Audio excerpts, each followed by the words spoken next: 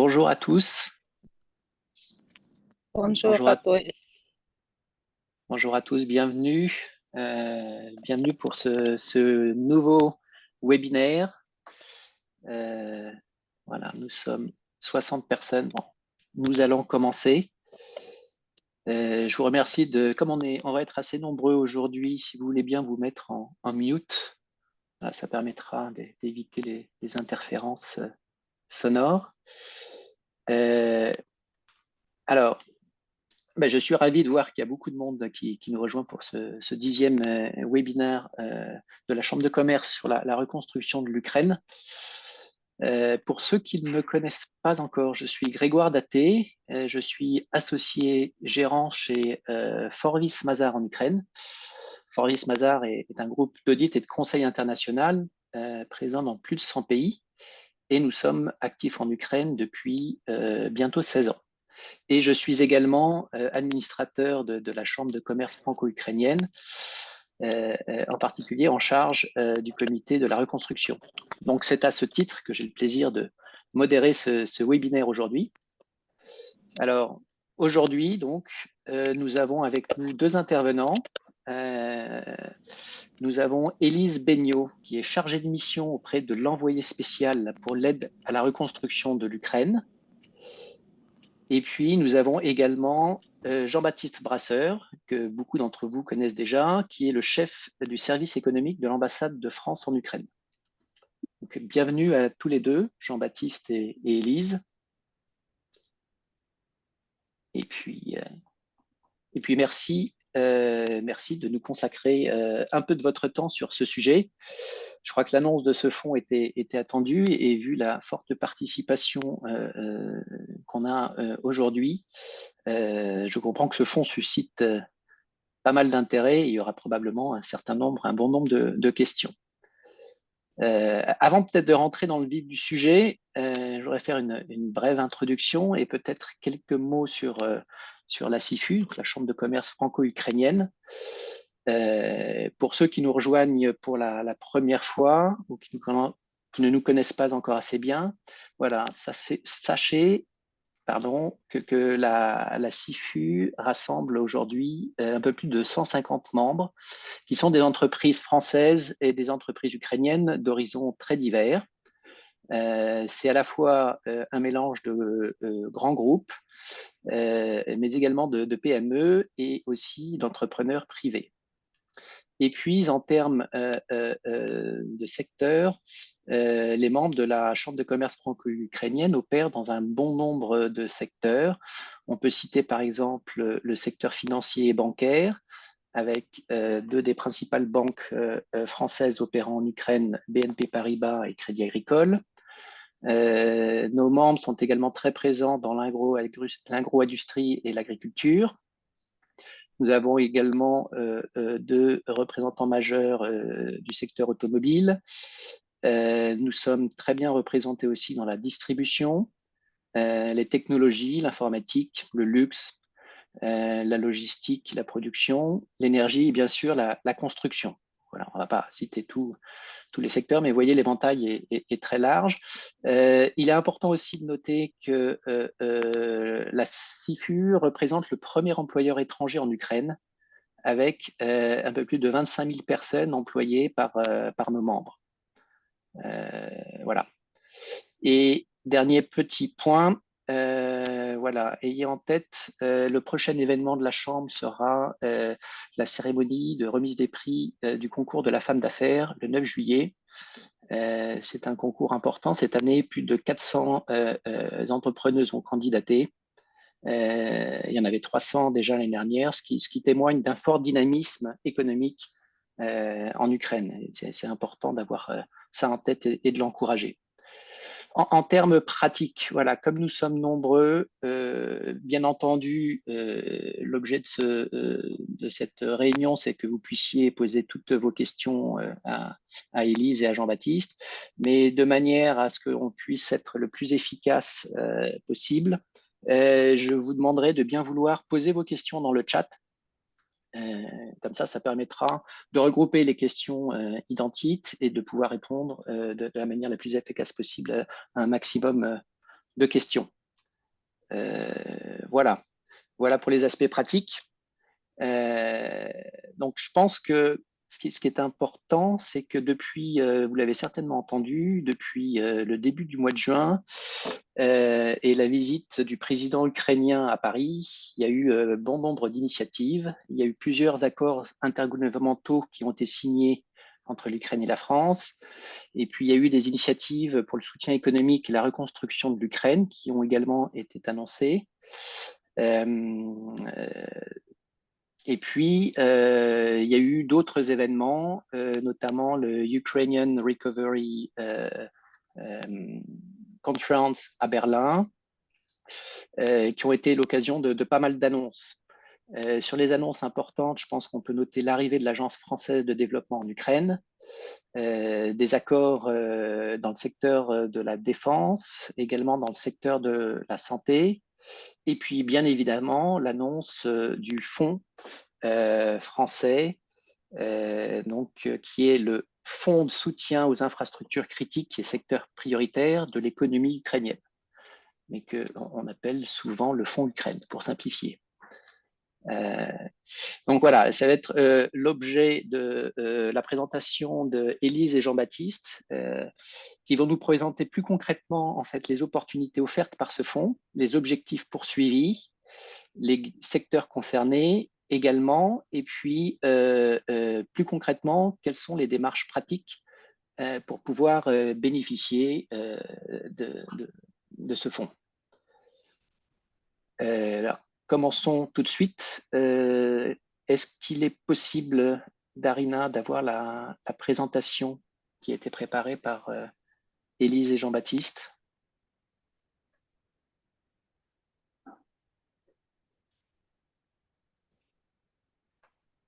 Voilà, super. Merci beaucoup, Darina. Alors, je voudrais commencer une question pour toi, Élise. Tu fais partie de l'équipe de l'envoyé spécial du président de la République pour l'aide et la reconstruction de l'Ukraine, donc Pierre Heilbronn. Votre équipe, votre task force, a commencé son travail il y a un peu plus d'1 an. Avant de parler plus précisément du fonds Ukraine, est-ce que tu pourrais nous décrire vos principales missions, les sujets sur lesquels vous travaillez au sein de la task force, et puis ensuite, quelle est ta vision de ce nouvel instrument et puis ses objectifs? Oui, merci beaucoup Grégoire et bonjour, bonjour à tous, j'espère que vous m'entendez bien. Très bien, Effectivement, oui. comme tu le disais, le mois de juin a été riche en annonces et en signatures d'accords avec la visite du président Zelensky à Paris le 7 juin, puis la conférence de Berlin le 11, et qui a été vraiment une fenêtre, une opportunité pour avancer sur beaucoup de sujets de la reconstruction de l'Ukraine. Alors, pour revenir un petit peu et pour nous présenter, pour ceux qui ne nous connaissent pas, l'envoyé spécial, donc Pierre Heilbronn, a été nommé par le président de la République il y a un peu plus d'1 an, en mars 2023. Il a 3 missions principales, une mission de coordination, une mission de représentation et une mission de mobilisation des entreprises françaises. Pour le premier aspect, donc la coordination de l'action des administrations, la stratégie française de soutien à l'Ukraine repose sur une offre de coopération globale. Il y a différents types d'aides. Il y a l'aide militaire, l'aide humanitaire, l'aide budgétaire, et le mandat de l'envoyé spécial porte principalement sur l'aide civile. Et nous travaillons sur plusieurs axes pour soutenir la coopération dans des secteurs variés. On travaille par exemple dans le secteur des transports, de la santé, du numérique, de l'agriculture, de l'eau, etc.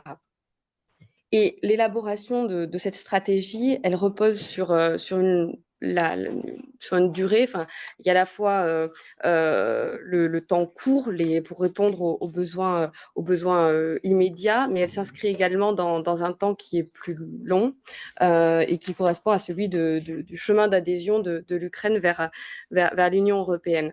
Concrètement, notre action, elle s'illustre récemment, par exemple, par le déploiement des experts techniques internationaux en Ukraine, puisqu'on est en train de déployer des experts pour accompagner l'Ukraine dans différents secteurs, par exemple l'adhésion à l'Union européenne dans le secteur de l'agriculture, mais aussi du numérique.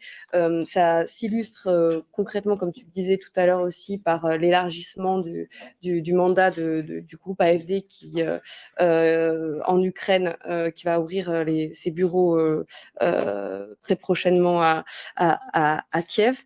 Le deuxième axe, donc, c'est la dimension internationale. Cela passe en particulier par la plateforme de coordination des multi-bailleurs.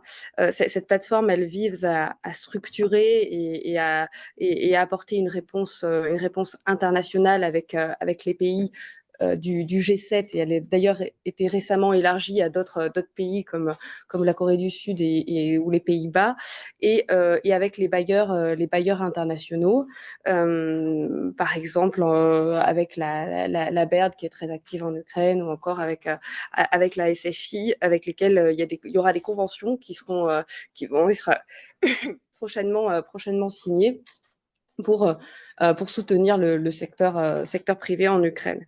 Et la troisième mission, c'est celle sur laquelle porte le webinaire aujourd'hui, c'est la mobilisation des entreprises françaises. Pierre Heilbronn a commencé et est en train de faire un tour de France pour aller à la rencontre directe des acteurs sur le terrain, et les entreprises françaises qui sont engagées en Ukraine. Il s'est par exemple rendu dans la région Grand Est. Il va se rendre là la semaine prochaine en région PACA. Par exemple, il y a 2 entreprises dans le secteur des transports dans la région Grand Est qui ont des contrats en cours pour 60 millions d'euros vers l'Ukraine. Donc, ça montre vraiment aussi un dynamisme et une mobilisation des entreprises sur différents secteurs dans les régions françaises.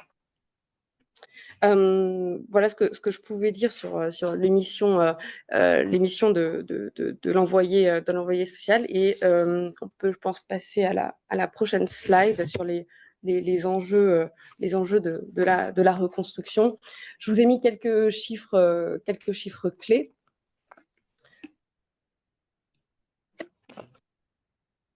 Aujourd'hui, comme je le disais, le besoin de la reconstruction, il est urgent. Il est estimé juste pour l'année 2024 à 15 milliards de dollars. La Banque mondiale a récemment revu les évaluations du coût total de la reconstruction pour les 10 prochaines années, et évaluation malheureusement à la hausse, qui est évaluée à près de 490 milliards de dollars. Et donc, il ne faut pas attendre pour reconstruire. Les pays du G7, les pays européens et d'autres États s'engagent et se sont engagés déjà il y a plusieurs mois dans le secteur de la reconstruction. Il y a des besoins qui sont vraiment urgents. C'est le rétablissement des infrastructures qui permettent le service public, hein, comme les écoles, les hôpitaux, l'eau. Et puis, il y a des besoins donc, de plus long terme, et c'est d'ailleurs maintenant que les Ukrainiens s'engagent sur des chantiers qui vont durer plusieurs années. Donc ce processus, il est déjà à l'œuvre. C'est une reconstruction durable, et c'est aussi une reconstruction esthétique avec c'est pas une reconstruction à l'identique, mais c'est une reconstruction avec un rehaussement des standards, par exemple environnementaux, et nos entreprises françaises ont une offre à proposer dans ce cadre-là. Alors pour en venir dans le vif du sujet, donc ce qui nous intéresse aujourd'hui, c'est le fonds Ukraine, hein. C'est un fonds qui est doté de 200 millions d'euros. Il a trois objectifs principaux. Premier objectif, répondre de manière souple aux besoins des Ukrainiens dans les secteurs essentiels. Le deuxième, c'est positionner les entreprises aujourd'hui pour des projets pilotes, pour des appels d'offres de plus grande envergure plus tard dans le cadre de la reconstruction. Et le troisième objectif, c'est réaliser des projets concrets qui sont déployés rapidement sur le terrain et visibles très rapidement. Une approche vraiment pragmatique à petits pas et concrète. Pour la mise en œuvre, du fonds, donc 200 millions d'euros, l'objectif est de financer une vingtaine de projets dans les secteurs prioritaires en répondant à la demande des autorités ukrainiennes. L'objectif est de financer des projets autour de 10 millions d'euros et avec une part française de 50% minimum. C'est un outil d'aide, alors ce qu'on qualifie un outil d'aide lié, et c'est la raison pour laquelle il y a une part française de 50% minimum, après le reste correspondant à de la part tierce ou de la part locale. Et sur les 200 millions d'euros, ça a été annoncé justement par le président de la République lors de la venue du président Zelensky à Paris. Il a été décidé de consacrer une part importante pour répondre aux besoins dans le secteur énergétique en particulier, en fléchant une partie de ces 200 millions vers les projets dans le secteur de l'énergie, environ 60 millions. Voilà ce que je pouvais dire donc dans les grands traits sur notre mission, sur le fond. On pourra y revenir après plus en détail sur les modalités pratiques d'instruction des projets. D'accord, merci Élise, c'est très clair et c'est bien recadré dans l'ensemble de votre action au sein de l'équipe de l'envoyé spécial. Donc on comprend bien les objectifs du fonds. Peut-être maintenant je me tourne vers toi, Jean-Baptiste. Donc tu es le représentant de la Direction générale du Trésor en Ukraine, puisque tu es le chef du service économique de l'ambassade de France en Ukraine. À ce titre, tu participes à la conception de tous les programmes de coopération bilatérale économique entre la France et l'Ukraine, et puis surtout au lancement de nouveaux instruments. Tu avais déjà participé à plusieurs webinaires pour nous présenter quelques instruments existants. Est-ce que tu pourrais nous expliquer pourquoi il était décidé de lancer cet instrument de subvention et quels sont les acteurs ukrainiens qui sont impliqués dans la mise en place de cet outil? Oui, merci Grégoire. Et je pense qu'à mon avis, c'est important de revenir sur les raisons qui ont poussé à la création de ce fonds qui a déjà été, dans les premières caractéristiques, ont été présentées par Élise. Bon, premièrement, il y a eu un engagement fort de la France à soutenir les entreprises françaises dans la reconstruction et la résilience de l'Ukraine. Ça s'était exprimé en décembre 2022 par rapport au président de la République, parce que au-delà de toute l'aide budgétaire, de l'aide en matière de défense qu'on peut fournir au pays, l'expertise, qu'elle soit industrielle, en termes de services, en termes d'ouvrages complexes, en termes d'infrastructures, c'est les entreprises françaises, c'est nos entreprises qui peuvent l'apporter. Donc, c'est important d'accompagner évidemment ces acteurs dans la reconstruction et surtout la résilience de l'Ukraine qui fait partie de notre haute priorité. La deuxième chose, c'est que comme rappelé par Élise précédemment, on a aussi des besoins qui sont croissants, mais aussi changeants, aussi qui prennent qui recoupe différents secteurs sur lesquels il y a une expertise de pointe qui est attendue.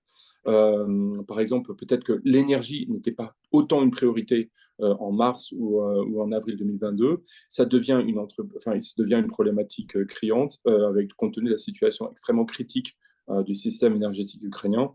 Et on a une demande pratiquement constante des autorités ukrainiennes de contribuer, d'aider dans ce sens. Ensuite, troisième chose, c'est des capacités budgétaires très restreintes des collectivités publiques. On est dans un marché qui est quand même assez... voilà, qui est quand même un marché avec un pays qui est victime d'un conflit de haute intensité. Donc, c'est quand même... Et le financement de l'effort de guerre, c'est la priorité de l'État ukrainien, et bien évidemment. Et au-delà de ça, il y a des capacités budgétaires en termes de recettes fiscales, en termes de dépenses qui sont extrêmement contraignantes sur l'État budgétaire, sur l'État ukrainien. Et donc, il y a un besoin de faire face à des besoins de reconstruction et de résilience, mais qui ne peuvent pas être répondus seulement par des ressources publiques, des recours publics internes. Et puis, au-delà de ça, il y a un recours massif et accru aux dons par nombre de partenaires bilatéraux, mais pas seulement. Il y a énormément d'entreprises qui lancent des programmes massifs. Je pense, je sais pas, à la Fondation Warren Buffett, par exemple, qui a juste un exemple, c'est 500 millions de dollars qui sont déversés par juste cette fondation en Ukraine. Donc, voilà, c'est vraiment extrêmement important sur toute cette aide en termes de dons. D'où cette réflexion qui a été menée depuis des ans, de créer cet instrument de soutien économique pour avoir un instrument agile aussi, un instrument assez flexible pour aider des entreprises sur lesquelles forcément le scope de financement. Et puis il y avait quand même, il ne faut pas le sous-estimer, le risque commercial et financier extrêmement important aussi de nos entreprises qu'on essaye évidemment d'inviter à approcher le marché ukrainien, mais avec des risques extrêmement importants liés au contexte de guerre. Et enfin, je voudrais juste dire des instruments financiers qui sont plus ou moins inopérants aussi en termes de crédit export, ou qui sont vraiment extrêmement compliqués à mettre en œuvre. Et puis, c'est aussi de mettre un pied dans la porte au nombre d'entreprises, notamment dans le chantier de la reconstruction, qui sera l'Ukraine de demain.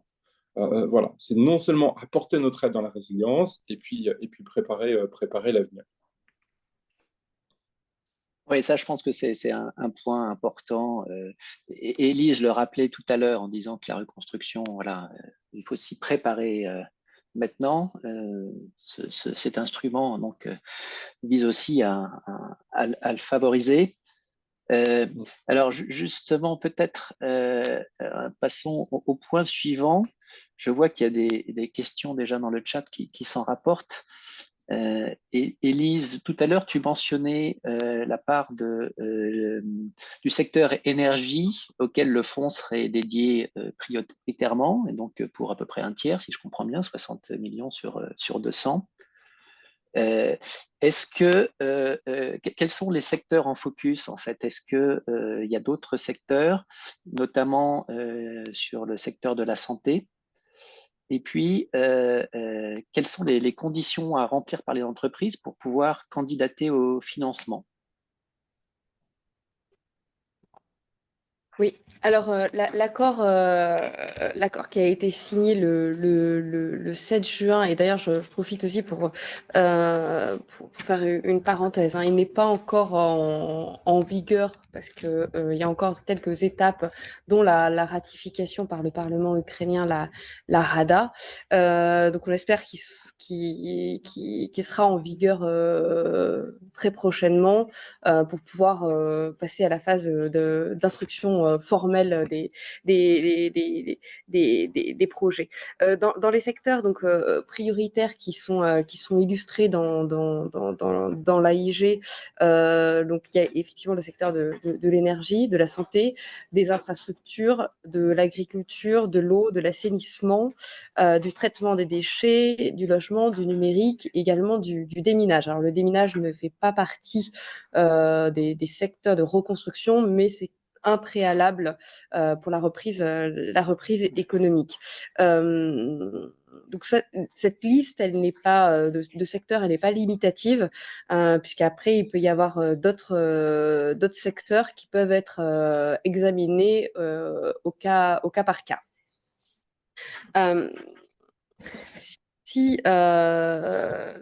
Donc ça c'est déjà un des critères, des critères d'éligibilité. Les autres critères, et comme Jean-Baptiste le disait tout à l'heure, on est sur un outil, un nouvel outil déjà qui n'existait pas dans le paysage administratif français avant. On est sur un outil qui se veut rapide à mettre en place, agile, et l'objectif c'est vraiment de viser des projets prioritaires, immédiats, correspondant aux besoins là actuels des Ukrainiens. C'est la raison pour laquelle on vise des projets dont la durée de réalisation est courte et en tout cas inférieure à 2 ans.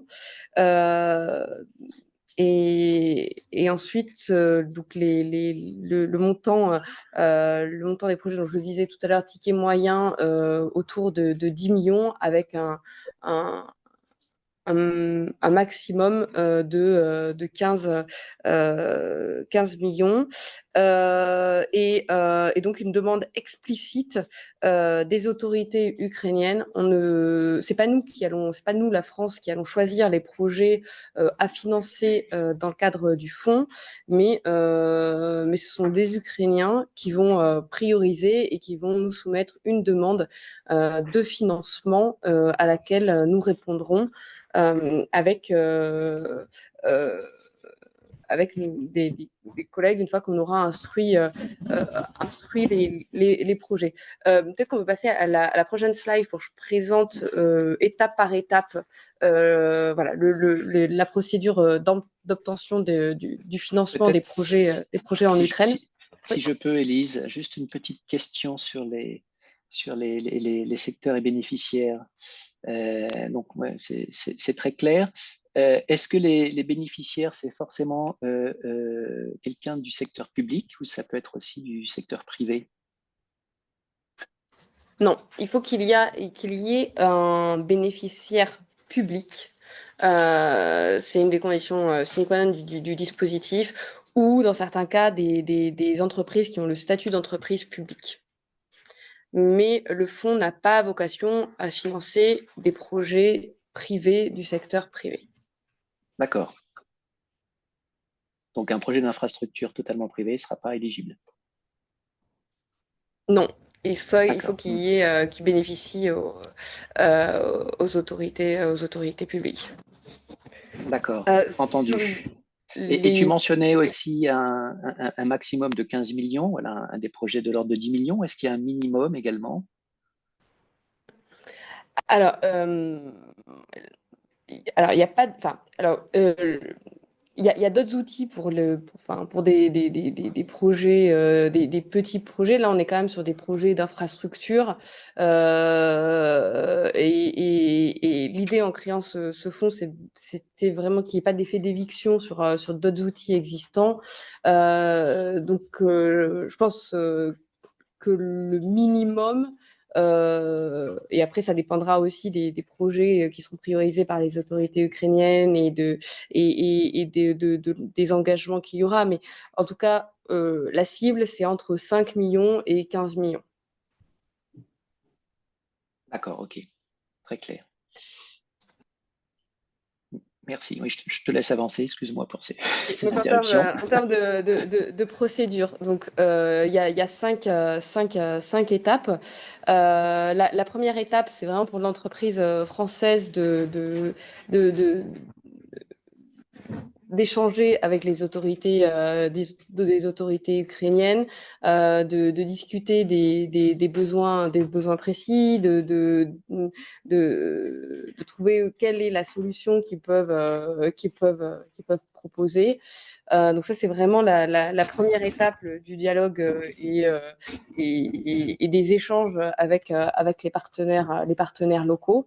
La deuxième étape, donc, c'est la prise de contact avec nous, autorités françaises, donc avec Jean-Baptiste Brasseur, chef de service économique à Kiev, avec l'équipe de l'envoyé spécial, avec également nos collègues de la direction générale du Trésor et du ministère des Affaires étrangères, faire une réunion de présentation pour voir déjà si le projet correspond bien aux critères qui sont que j'ai énoncés et de voir s'il est possible de mobiliser le fonds pour financer le projet.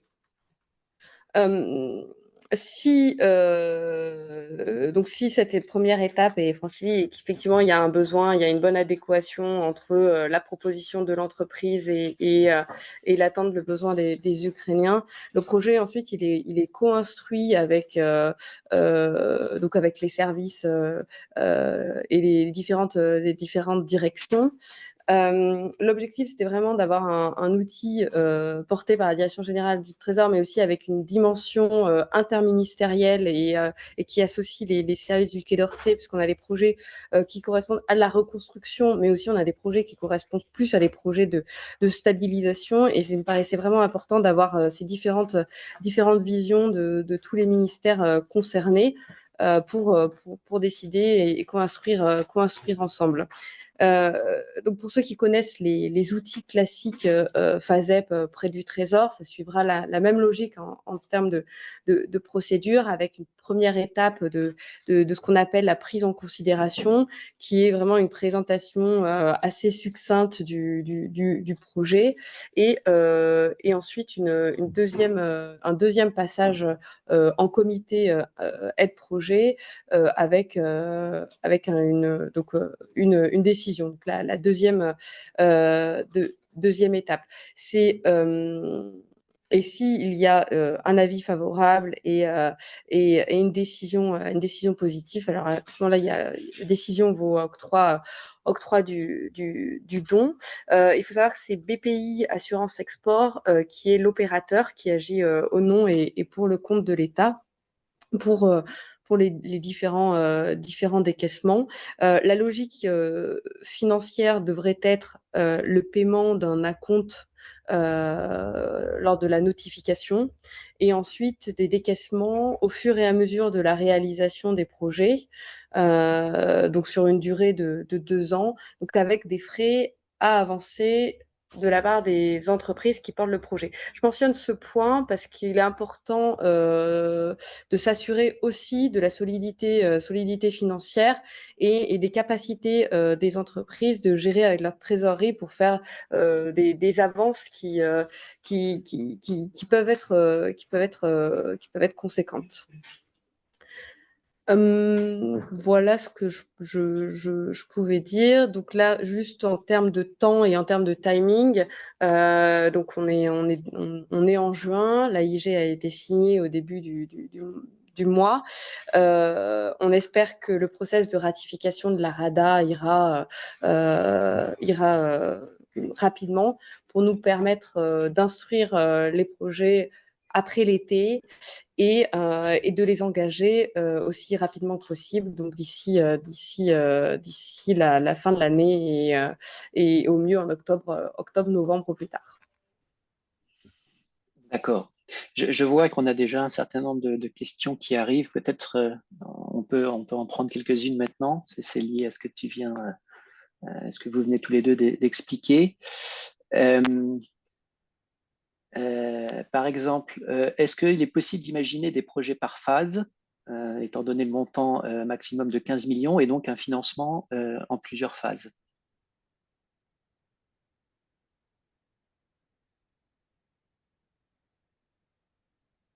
Alors, je ne sais pas si c'est l'un de vous deux. Oui, Élise. Oui, alors, il est possible d'envisager plusieurs phases, mais quand on parle de phases, là, on est quand même sur des durées de réalisation des projets qui sont courtes, qui sont maximum de 2 ans. Donc, on peut envisager plusieurs phases, généralement, quand on envisage des phases, c'est quand même sur des durées qui sont plus longues. Donc après, on peut imaginer d'autres, et Jean-Baptiste me complétera parce qu'il en parlera tout à l'heure, mais après, on peut aussi imaginer, et je pense que ça serait plus pertinent, plusieurs phases, avec une phase qui correspondent au financement par le fonds et d'autres phases qui correspondront à d'autres modes de financement, par exemple. D'accord.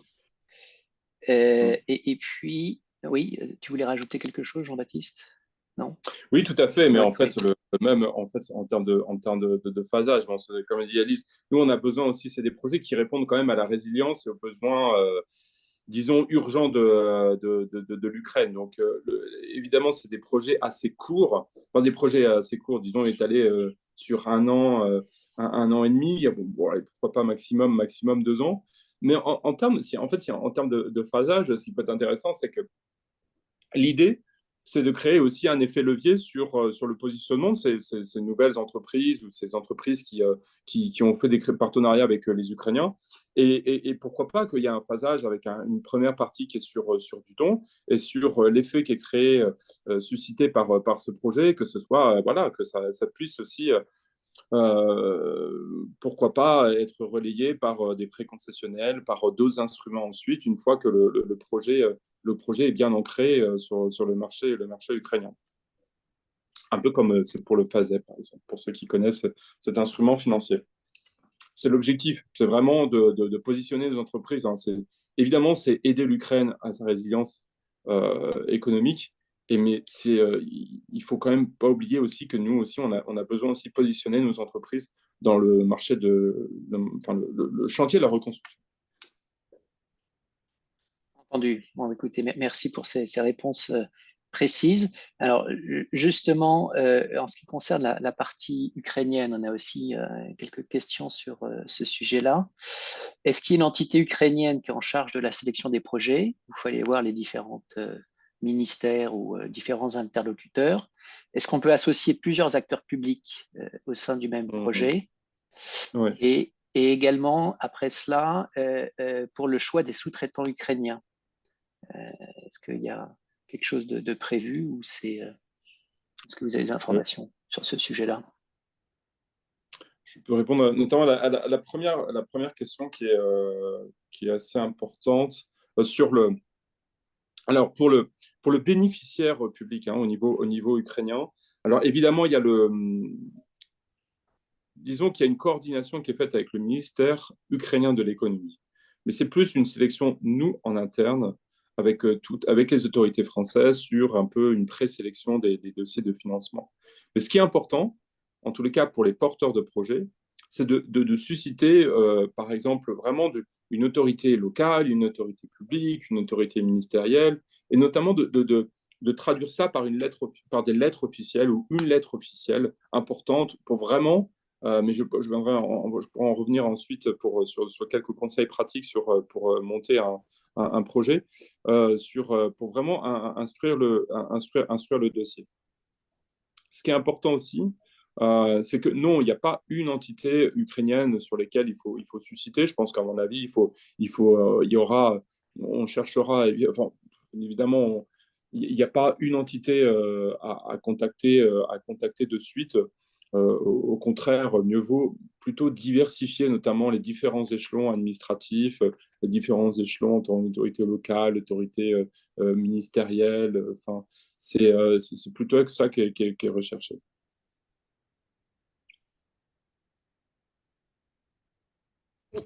Là-dessus, Oui. si je peux juste compléter, peut-être effectivement, il y a euh, première étape, c'est vraiment d'avoir une lettre officielle envoyée à Kiev ou à Paris de la part des autorités, des ministères ukrainiens pour les secteurs de la santé, par exemple, de la part du ministère de la santé, enfin, voilà, d'avoir une logique un peu sectorielle. Et ensuite, la coordination, la priorisation des projets se fera par le ministère en charge de l'économie. Et ça sera dans une deuxième partie, une deuxième phase après et avec une communauté qui reste encore à mettre en place côté ukrainien. D'accord. Bon, parfait. Merci. Il y a beaucoup de questions qui arrivent. Alors, si on essaye de les regrouper un peu, il y a quelques questions encore sur les secteurs. Par exemple, est-ce que les prestations de services peuvent être inclus dans le scope? Et est-ce que des projets caritatifs peuvent être aussi éligibles? Ça, c'est une première question. Et après, il y aura une question plutôt sur les aspects financiers, mais peut-être déjà rapidement, ces deux premiers points. Alors oui, s'agissant des prestations de services, oui, bien sûr, hein. L'idée, c'est de porter enfin, d'avoir des projets qui correspondent à une offre globale, donc qui inclut à la fois l'envoi d'équipements, mais aussi de l'assistance technique, de la formation.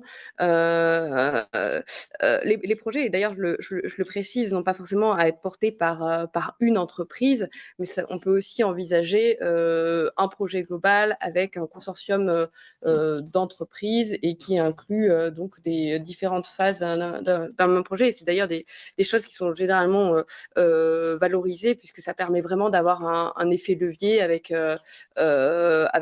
souvent des PME d'ailleurs qui sont embarqués. Et sur la deuxième partie, sur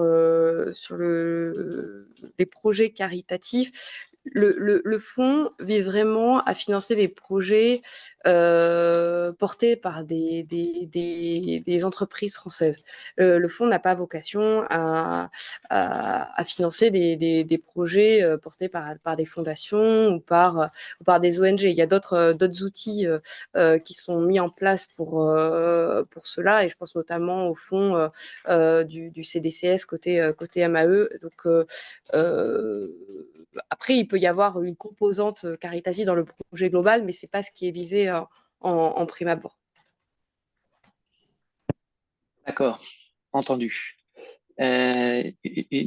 Une autre question sur la partie financière. Enfin, on a un certain nombre de questions là-dessus. J'essaie de les regrouper. Est-ce qu'il y a une assiette du don par rapport à l'ensemble du projet? Est-ce qu'il y a des critères financiers dessus? Est-ce qu'il y a un pourcentage qui est défini pour l'acompte que vous avez évoqué tout à l'heure dans la présentation? Et est-ce qu'il y a des exemptions de taxes? J'imagine ça, c'est plus lié au schéma général des accords intergouvernementaux.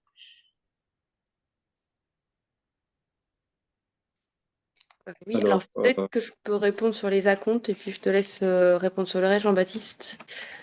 Sur la partie des acomptes, il n'y a pas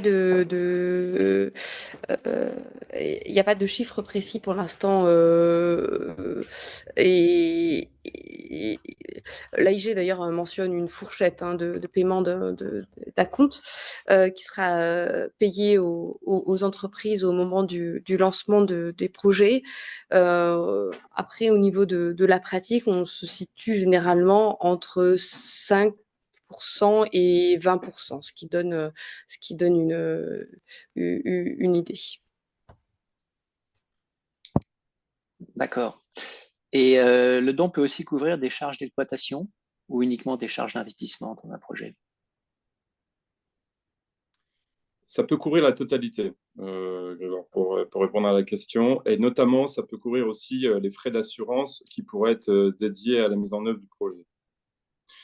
Mais au-delà de ça, je veux dire, si le don peut couvrir la totalité une grande partie de la totalité du projet, Rien n'interdit aussi qu'il y ait des cofinancements aussi, qui puissent compléter le montage.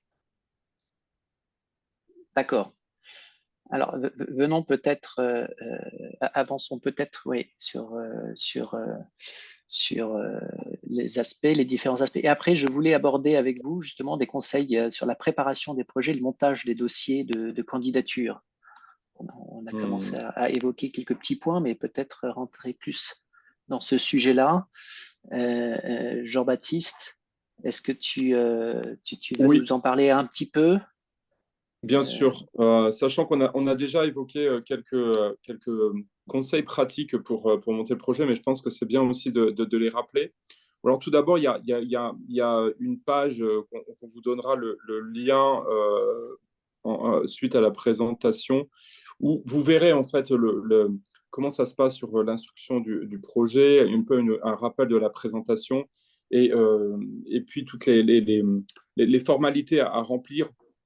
Bon, ce qui est assez souple hein, et très simple, c'est genre que voilà, il y a eu vraiment surtout sur la description du projet et surtout comment manifester l'intérêt aussi des entreprises, enfin des autorités ukrainiennes au projet.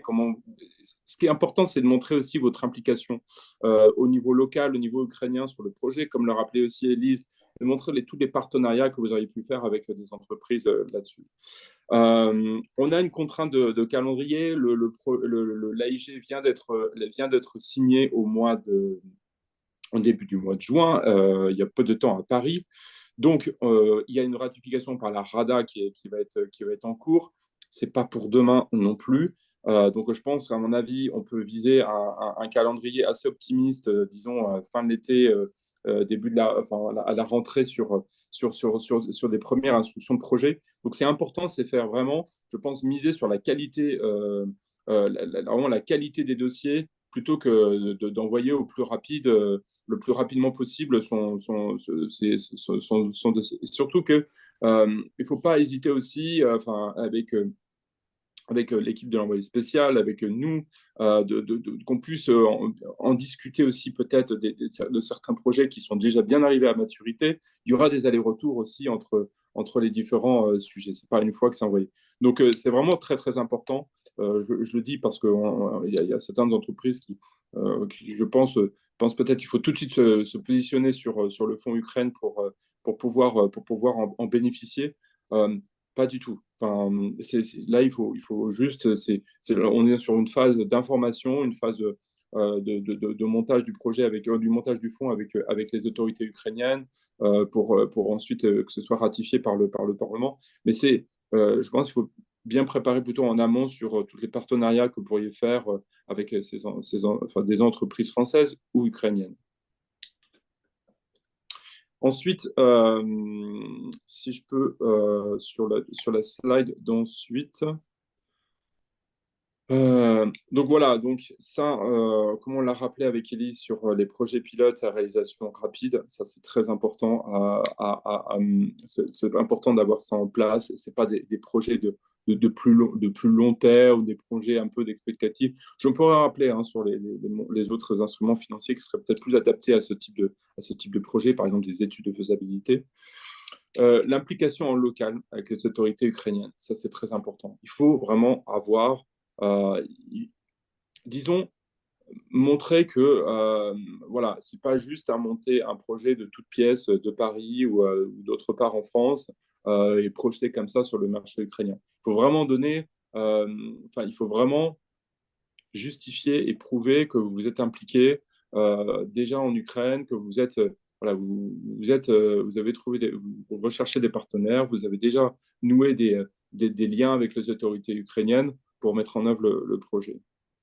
Des projets concrets en phase avec la résilience et la reconstruction de l'Ukraine, notamment par les secteurs qu'on a déjà mentionnés. L'intérêt fort de la part du ou des bénéficiaires publics ukrainiens, qui peut notamment, et j'en vous encourage fort, que ce soit matérialiste par des lettres de soutien ou des lettres de manifestation d'intérêt des autorités ukrainiennes. On l'a déjà répété sur la recherche de partenariats, de clubs entreprises. Vraiment, il faut montrer que ça va vraiment bénéficier à plusieurs entreprises, pas seulement une seule entreprise s'est positionnée sur le sujet, et puis qu'il va avoir, pourquoi pas, aussi un effet sur une filière industrielle en France, qui va pouvoir aussi tirer profit du projet. Voilà, et puis faire impliquer le maximum de niveaux et d'acteurs.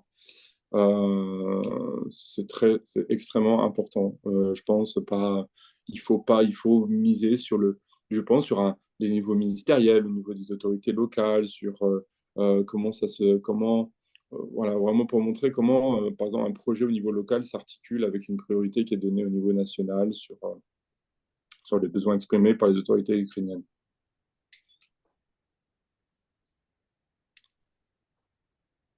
Très bien. Merci Jean-Baptiste. Si je comprends bien, donc en fait, dans le timing, on a cet aléa de la ratification par la Rada, Oui. mais il faut déjà commencer à prendre contact avec avec les parties ukrainiennes, si je comprends bien. Tout à fait, tout à fait. Il faut pas hésiter, au contraire. Je pense que c'est même bien le moment de s'intéresser aux besoins de l'Ukraine et exactement, de prendre contact avec eux. D'accord. Une autre question, Jean-Baptiste. Est-ce que le fonds est compatible avec d'autres instruments financiers de la DG Trésor? On avait évoqué dans d'autres séminaires le FASEP, qu'on a reparlé tout à l'heure, le prêt du Trésor, les assurances investissement. Exactement, c'est une très très bonne question. C'est pas du tout exclusif. Je l'ai souvent par des entreprises qui me disent oui, mais si je candidate à tel, est-ce que du coup je serais exclu du fonds? Pas du tout. Je pense que même par exemple de travailler sur un FASEP dès maintenant, pourquoi pas, ça peut contribuer à un projet qui pourrait être financé par le fonds bien plus tard, qui pourrait donner lieu à d'autres financements. Il faut savoir que le fonds Ukraine ne ferme pas du tout la porte. Déjà, il n'est pas du tout en extinction les autres instruments financiers, la panoplie qui est déjà à disposition. Que ce soit le FASEP, pour rappel, le FASEP, c'est essentiellement c'est pour un maximum autour de 800 000 à 1 million d'euros, on va dire, pour le financement d'études de faisabilité, pareil pour créer des effets leviers sur des filières export d'entreprises françaises avec une part de 85%, mais aussi pourquoi pas des financements de projets pilotes. On en a fait avec l'entreprise NeoEco sur Hostomel, on en a fait dans l'énergie. Et donc, on en a fait notamment aussi avec Aegis sur la reconstruction de l'oblast de Tcherniv. Donc, c'est pas du tout, au contraire, je pense que c'est tout à fait, ça peut même être complémentaire. Et pourquoi pas, même, il faut en discuter aussi avec nous. C'est peut-être qu'il y a des projets qui sont même plus adaptés au FASEP qu'au fonds civil.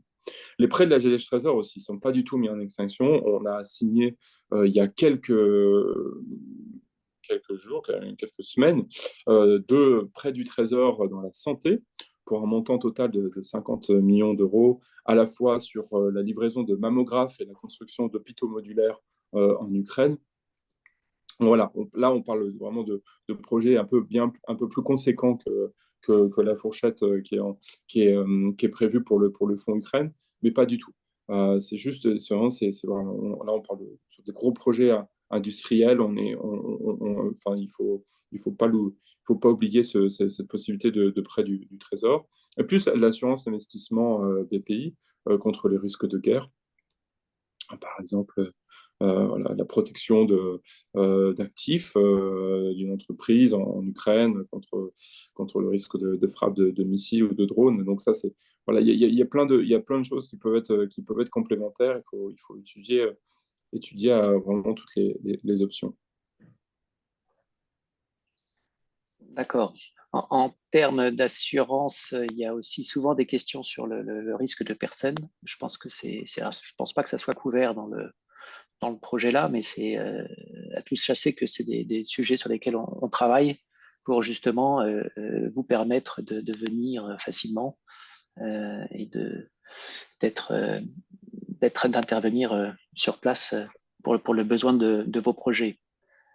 On a mis le lien aussi sur le chat pour l'accès à la page du Trésor pour candidater et pour télécharger le formulaire.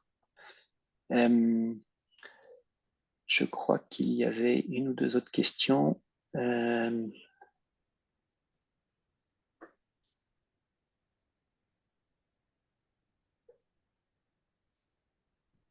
Oui, alors, une question pour la partie ukrainienne, est-ce que ça doit venir d'un niveau municipalité ou d'un niveau plus central d'un ministère? Est-ce qu'il y a un niveau auquel s'adresser?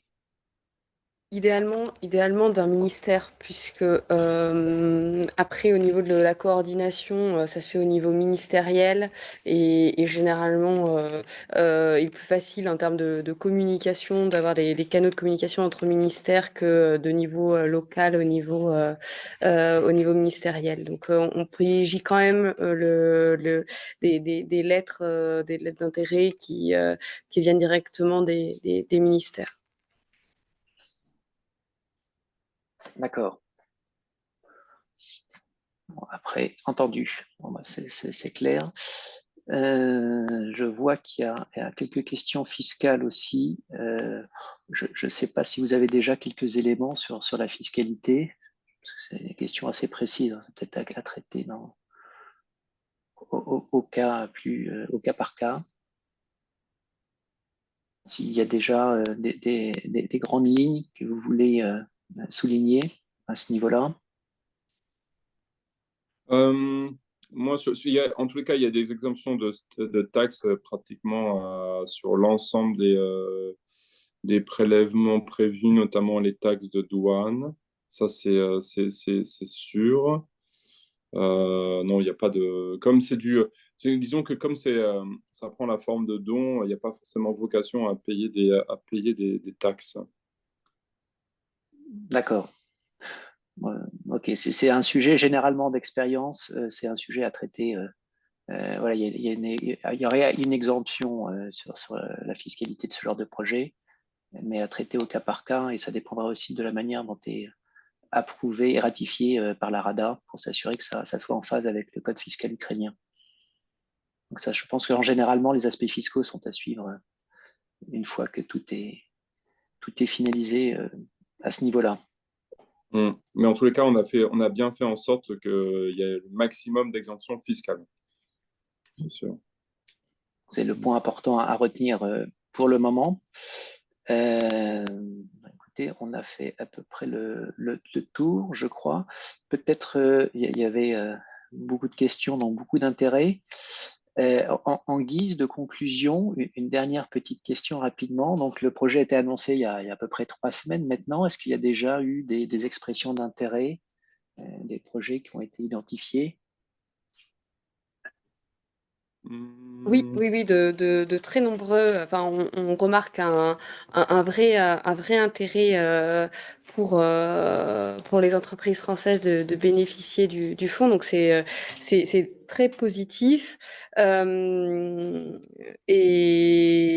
il y a beaucoup de secteurs qui sont vraiment intéressés. Et on a de plus en plus de demandes directes et d'ailleurs, enfin voilà, ne pas hésiter à nous contacter. On est là vraiment pour accompagner les entreprises en équipe France et avec les ministères, le service économique, mais aussi avec les opérateurs, avec Business France, avec vous, la CCIFU. Donc vraiment, faut pas hésiter à nous contacter pour voir et pour échanger sur les projets que vous avez en Ukraine. Oui, bonjour. Parfait. Je viens de rejoindre la réunion. Frédéric Malaiset, Société Algeco. J'ai l'impression d'arriver à la fin d'une réunion. C'était bien à 11 heures. C'était à 11 heures, heure d'Ukraine, monsieur. Ah, Il y a 1 heure de décalage. 11 heures, heure d'Ukraine. Ah, bah, écoutez, j'étais persuadé que c'était 11 heures, heure de Paris. Je n'ai pas fait attention. Alors, effectivement, j'arrive vraiment tout à la fin. Je suis désolé. Je vous en prie, si vous avez des questions, ça pourrait être traité après, mais là, on est obligé de conclure. Bien sûr, non, L'heure pas se termine. particulière. J'ai envoyé hier la lettre d'intérêt pour ce projet. Donc, je n'ai pas à ce stade, pas de questions particulières. Très bien. Écoutez, merci beaucoup à tous. Un grand merci en particulier à vous deux, Élise et Jean-Baptiste. C'était vraiment très, très instructif, très pratique. J'espère que voilà, vous avez les principales informations qui vous conviennent. N'hésitez pas si vous avez des questions, vous avez les contacts. Maintenant, vous avez accès aux différents formulaires. Et on espère que ce projet va permettre voilà, d'initier beaucoup de projets pour avancer ensemble sur le soutien à la reconstruction. Merci à tous et bonne journée et à très bientôt.